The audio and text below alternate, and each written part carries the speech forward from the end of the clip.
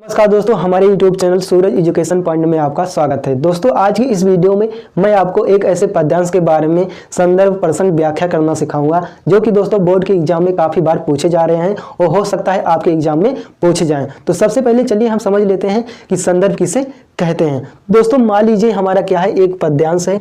तो पद्यांश को किस कवि ने लिखा? तो फ्रेंड्स, जैसा कि आप देख सकते हैं यहाँ पर सूरदास लिखा हुआ है। तो इस जो हमारा ये पद्यांश है, इसको किसने लिखा? सूरदास जी ने लिखा। और दोस्तों, एक बात और समझने की जरूरत होती है कि जो ये हमारा पद्यांश है, ये किस पद से अवतरित है, यानी ये किस पद से लिया गया है। तो चलिए दोस्तों, हम इस पद्यांश का हम आपको संदर्भ लिखना सिखाएंगे।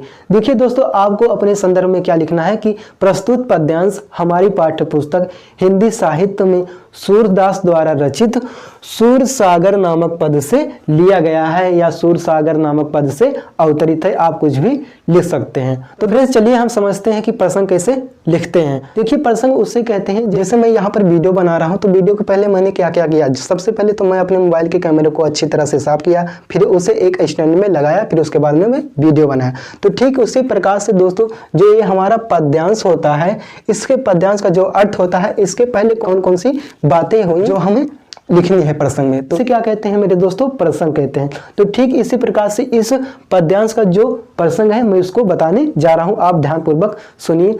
देखिए, इस प्रसंग में क्या होता है मेरे दोस्तों कि जब श्री कृष्ण विद्याधन के लिए संदीपनी मुनि के आश्रम में चले जाते हैं दोस्तों, वहां पर एक उद्धव नाम का बालक मिलता है और श्री कृष्ण से मित्रता हो जाती है। तो दोस्तों, एक दिन ऐसा होता है कि श्री कृष्ण काफी दुख में होते हैं। तो उद्धव श्री कृष्ण से पूछता है कि हे श्री कृष्ण, तुम क्यों दुखी हो? तो श्री कृष्ण उद्धव से कहते हैं। उसी के बारे में आगे हम इस पद्यांश में व्याख्या करेंगे, आप लोगों को बारीक से समझाएंगे। तो आइए सबसे पहले मैं पढ़ता हूँ, फिर आपको बताता हूँ।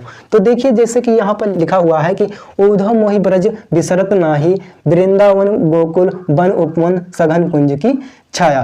प्रस्तुत पंक्तियों में श्री कृष्ण उद्धव से कहते हैं कि हे उद्धव, मुझसे वह ब्रज भुलाया नहीं जाता। दोस्तों, आगे पंक्तियों में सूरदास जी लिखते हैं, वृंदावन गोकुल वन उपवन सघन कुंज की छाया। श्री कृष्ण उद्धव से कहते हैं कि हे उद्धव, उस वृंदावन में गायों के समूह, वन उपवन और पेड़ों की सघन छाया मुझसे भुलाई नहीं जाती है। दोस्तों, आगे पंक्तियों में सूरदास जी लिखते हैं कि प्रातः समय माता जसुमती अरुनंद देखी सुख पावत, माखन रोटी दही सजायो अति हित साथ खिलावत। प्रस्तुत पंक्तियों में श्री कृष्ण उद्धव से आगे कहते हैं कि हे उद्धव, प्रातः समय जब माता यशोदा और नंद बाबा उठते हैं तो वे मुझे देखकर सुख का अनुभव करते हैं, और जब सुबह होती है तो माता यशोदा खाना बनाकर एक थाली में माखन रोटी दही सजाते हुए बड़े प्यार के साथ एक स्थान पर बैठाती हैं और मुझे प्यार के साथ खिलाती हैं। दोस्तों, आगे पंक्तियों में सूरदास जी लिखते हैं, गोपी ग्वाल बाल संग खेलत सब दिन हसत सिरात, सूरदास धनी धनी ब्रज निवासी जिनसो हित दतु रात।